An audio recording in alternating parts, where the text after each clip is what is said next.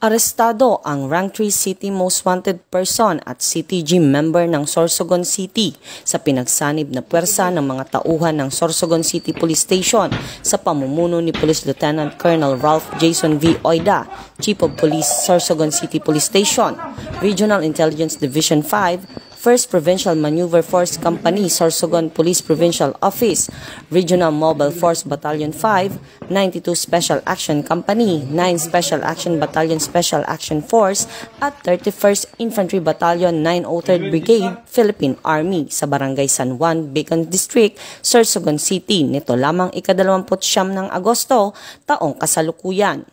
Kinilala ni Police Lieutenant Colonel Oida ang akusado na isang 40 anyos na lalaki, may live-in partner, construction worker at residente ng nasabing lugar. Naaresto ang akusado sa bisa ng warrant of arrest sa kasong attempted rape under Article 266 Paragraph A sa ilalim ng Criminal Case No. 2023-12931P na may inirekomendang piyansang 120,000 piso. Nasa kustodiya na ng Sorsogon CPS ang akusado para sa kaukulang dokumentasyon at disposisyon. Ang PNP Bicol ay patuloy sa pagiging masigasig sa pag-aresto sa mga taong may pananagutan sa batas upang mabigyan ng karampatang hustisya ang mga taong nabiktima nito.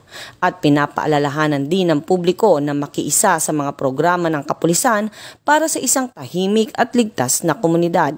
Dahil sa bagong Pilipinas, ang gusto ng pulis, ligtas ka. Mula dito sa Legazpi City, Albay, ako ang inyong PNN correspondent, Patrolwoman Sharon Hob, alagad ng batas, tagataguyod ng balitang pulis.